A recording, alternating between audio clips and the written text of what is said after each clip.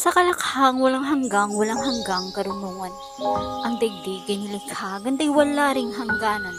Datapwat alam natin, ditig bawat likhang bagay ay binigyan din ng Diyos ng sariling kalayaan. Yang ibong lumilipad sa malayang kalawakan. Kulungin mo't magwawala kahit ginto ang kulungan. Yang tubig ng agos ng ilugman o batisan, sagkaan mo't aagos din, nangangalit umaapaw. Dito sa aming lugar, mapapasabi ka na lang talaga na sobrang ganda ng daigdig. Dito ay nakakakain kami ng mga fresh na buko na walang bayad. Dito ay kahit sa dahon lang ng saging kumakain ay masaya pa rin ang lahat.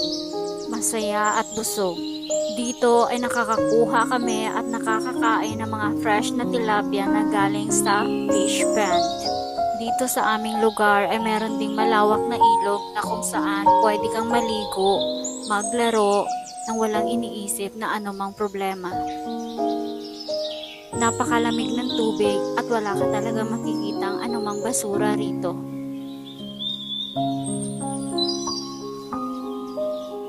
Kahit ganito wala kami mga problema ay nag-iisip din naman kami at nag-uusap-usap kung ano nga ba yung mga plano namin sa buhay.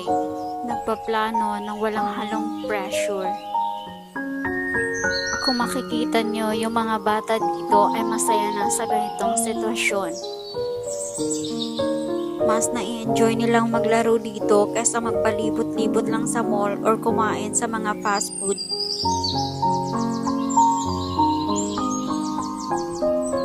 Napakaganda ng tanawin at puro sariwang hangin ang iyong malalanghap araw-araw mula umaga, hapon hanggang tanghali. Dito mo din masasabi na kay ganda ng sikat ng araw at napakaganda ng langit. Kaya ikaw, hanggang kailan ka ba maninirahan dyan sa syudad na iyong kinalakihan? Ni minsan ba'y hindi pumasok sa isip mo na umuwi din naman ng probinsya at dito na lang manirahan ng payapa at tahimik? Hanggang dito na lang at sana'y nag-isip-isip ka.